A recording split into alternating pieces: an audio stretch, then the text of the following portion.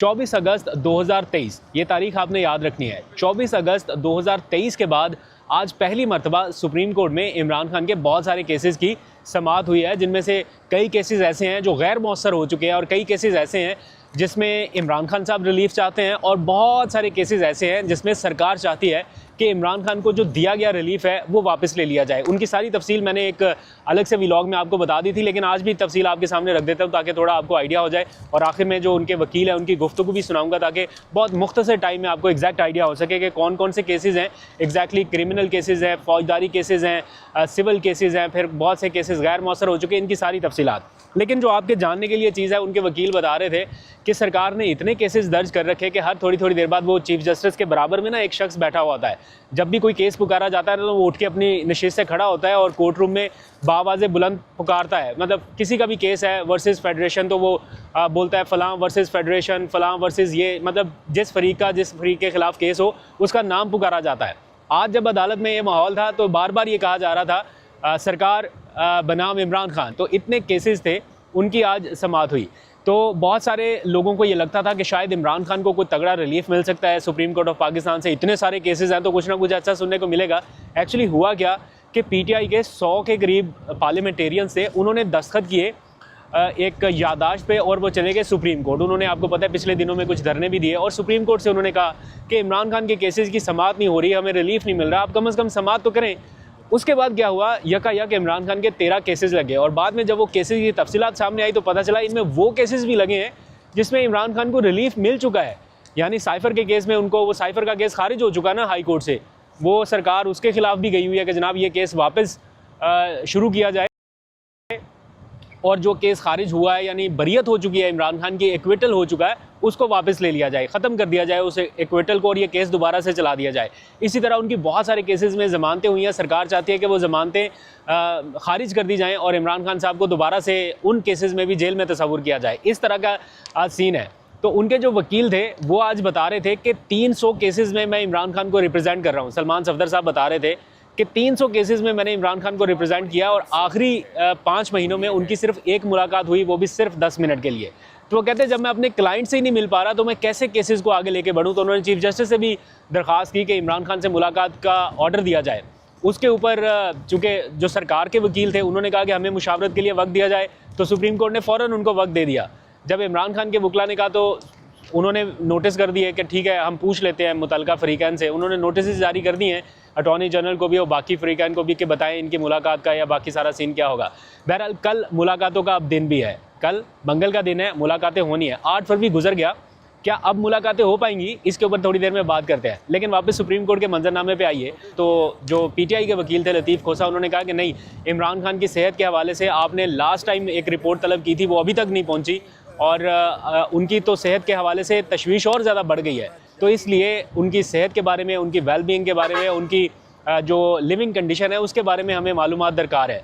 तो chief justice ने attorney general को नोटिस जारी किया है कि वो इमरान खान की सेहत के बारे में से एग्जैक्ट नॉट द वर्ड सेहत, जो मैंने ऑर्डर पढ़ा है तहरीरी ऑर्डर, उसमें लिखा गया है कि लिविंग कंडीशन। अब लिविंग कंडीशन में क्या आ जाता है, उनकी सेहत भी आ जाती है, उनको दस्तयाब सहूलियात भी आ जाती हैं, उनको दस्तयाब जो भी चीज़ें हैं, मतलब कि उनके पास कोई एक्सरसाइज के लिए कोई सामान है, कोई लाइब्रेरी है, क्या टीवी की फैसिलिटी है, एसी है, हीटर है, क्या चीज़ें उनके पास दस्तयाब है। आपको याद होगा लास्ट टाइम भी एक रिपोर्ट आई थी तो दिखाया गया था वो कमरा के, इस कमरे में ये किताबें पड़ी हैं, ये चेयर पड़ी है, ये फैसिलिटीज़ हैं। अ काइंड ऑफ सिमिलर एक रिपोर्ट जो है वो लिविंग कंडीशन की मंगवाई गई है। अब देखते हैं कि अब की बार क्या रिपोर्ट सामने आती है, कैसे बताया जाता है कि इमरान खान के पास ये सहूलियात हैं।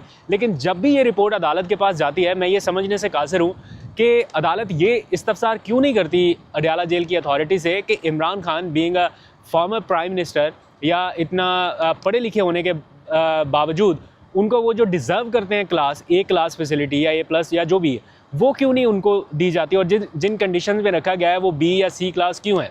कभी किसी रिपोर्ट में ये नहीं कहा गया कि ये A क्लास फैसिलिटी में है या जो फैसिलिटीज़ वो डिज़र्व करते हैं बीइंग फॉर्मर प्राइम मिनिस्टर वो उनको दी गई है। ऐसा कभी नहीं, तो अदालत ये पूछती भी नहीं है कि क्यों नहीं देगी। बहरहाल रिपोर्ट मंगवा के वो फ़रीक़ैन को दे दी जाती है कि हाँ जी वो ठीक ठाक है, ये फैसिलिटीज़ है, ये सारा कुछ है।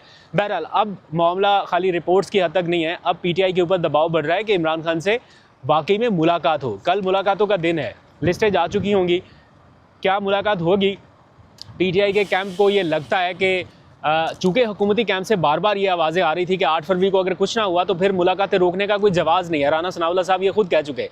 तो क्या अब मुलाकात होगी? अगर अब भी मुलाकात नहीं कराई जाती ये इस मंगल को या जुमेरात को या अगले मंगल तक, तो फिर मेरा ख्याल है एक सियासी टेम्परेचर फिर से राइज़ करेगा, जो अभी आपको 8 फरवरी को थोड़ा थमा हुआ नज़र आया या कंट्रोल्ड नज़र आया पीटीआई की क़यादत की जानिब से। मुझे लगता है कि शायद अभी रिस्ट्रेन का मुजाहरा जो किया जा रहा है, ये फिर इनके ऊपर दबाव बढ़ने लगेगा। हुकूमत को भी ये प्रेशर फील होगा कि हाँ जी मुलाकात कराए। अब वो उस तनाजुर में कर क्या रहे हैं, आज एक कंटेनर हमने देखा कि सुहेल आफरीदी साहब ने एक कंटेनर तैयार करा लिया और वो जनाब दिखा रहे हैं कि उसके ऊपर काफ़ी एग्रेसिव किस्म के नारे भी लिखे हुए हैं और उसका उन्होंने जाके जायज़ा भी लिया, दौरा भी किया। ऐसा लग रहा है कि वो मार्च की किसी तैयारी में है और सोशल मीडिया पे भी आ रहा है कि अगले हफ्ते मार्च का ऐलान किया जा सकता है। मैंने उनके तर्जुमान से पूछा, जो डिजिटल मीडिया को रिप्रेजेंट करते हैं, यार खान न्याजी से, मैंने पूछा कि क्या ये कंटेनर अभी तैयार कराया गया है और क्या ये इस्लामाबाद मार्च के लिए है? वज़ीर आला ने इसीलिए दौरा किया ताकि ऑफिशियल वर्जन आ सके। तो उन्होंने कहा कि कंटेनर मार्च के लिए ही तैयार कराया गया है और ये अभी की फुटेजेस है, लेकिन मार्च का ऐलान ताहाल नहीं किया गया, यानी कब करना है, कैसे करना है, क्या उसके तरीक़ाकार होगा, उसके बारे में अभी कोई अनाउंसमेंट नहीं हुई। लेकिन हम तैयार हैं, या वो तैयारियाँ जो है वो फाइनलाइज़ की जा रही हैं। दैट मीन्स कि सुहेल आफरीदी अभी रुके नहीं हैं, थमे नहीं हैं, वो अपना प्रेशर बिल्डिंग का टैक्टिक्स जो है वो जारी रखेंगे कि हम आ सकते हैं, किसी भी टाइम हम आ सकते हैं, हमारी तैयारियां जारी हैं। यानी 8 फरवरी जो है वो इख्तिताम नहीं है, वो आगाज़ है। ये जो उन्होंने कहा था वो ऐसा लग रहा है कि वही होने जा रहा है। बहरहाल देखते हैं कि आगे इसको कैसे लेके बढ़ते हैं। जो आज के दिन की पूरी सुप्रीम कोर्ट की कार्रवाई के बाद एक चीज़ सामने आई है ना, वो आप कह सकते हैं 2 चीज़ें सामने आई हैं। वो आप कह सकते हैं एक बहुत ही बुरी हुई है, यानी कि साइफ़र केस ज़िंदा हो गया। चीफ जस्टिस साहब ने वो साइफ़र केस में जो मामला था वो 3 रुकनी बेंच को भिजवा दिया। यानी अब वो एक हफ़्ते में डिसाइड करेंगे कि कौन सा 3 रुकनी बेंच और कैसे इसकी समाअत शुरू होनी है। यानी साइफ़र केस में जो इमरान खान साहब की बरियत हो चुकी है, अब वो तलवार वापस से लटकने लगेगी कि ये केस भी किसी टाइम भी सुप्रीम कोर्ट से ज़िंदा हो सकता है। वैसे मुश्किल लगता है क्योंकि इसमें इतने वो गवाहान या इतने सबूत नहीं थे, इसीलिए तो इस्लामाबाद हाई कोर्ट से खारिज हुआ। लेकिन यहाँ पे कुछ भी पॉसिबल है, किसी भी टाइम कुछ भी हो सकता है। तो और दूसरी हाईलाइट ये थी कि इमरान खान की वो जो लिविंग कंडीशन है उसके बारे में रिपोर्ट्स तलब कर ली गई। अच्छा, अब जाते जाते जो आज सुप्रीम कोर्ट में हुआ वो मैं चाहता हूँ आप एक लॉयर की ज़ुबानी भी सुने कि कौन कौन से केसेस थे, क्या हुआ, एग्जैक्ट क्या सिचुएशन थी। तो उनके वकील हैं एडवोकेट खालिद यूसुफ चौधरी, उनका एक क्लिप है 2 मिनट का, मैं चाहता हूँ आप ज़रा सुन लें ताकि आपको ज़रा क्लैरिटी हो जाए कि आज के दिन हुआ क्या। अभी तक के लिए इतना ही, हम अपना सफ़र ज़रा कंटिन्यू करते हैं। आप ये क्लिप सुनिए, मुझे दीजिए इजाज़त। अपना बहुत सा ख्याल रखिए, मौसम भी ख़राब है, किसी टाइम बारिश आ सकती है, तो जल्दी से गाड़ी में बैठ के व्लॉग एडिट करके फिर आपको भेजता हूँ। अल्लाह हाफ़िज़। सुप्रीम कोर्ट के कोर्ट रूम के अंदर सिर्फ एक ही पुकारा था कि सरकार बनाम इमरान अहमद खान न्याजी। और आज के मुकदमात बुनियादी तौर पे 3 तरह के मुकदमात थे, फौजदारी और सिविल। और जो फौजदारी या क्रिमिनल केसेस में थे उसमें सरकारी अपीलें थीं, और उसके अलावा जो वो मुकदमात थे कि जो इस वक्त अब इंफ्रक्चर्स गैर मौसर हो चुके हैं, जिनके ऊपर फ़ैसला होना ना होना बराबर हो चुका है, क्योंकि बर वक्त इंसाफ ना मिलने की वजह से वो पटिशन और उनके ऊपर की गई मेहनत, उसके ऊपर किया गया अखराजात, उसके ऊपर सर्फ किया गया वक्त सारा ज़ाया हुआ है।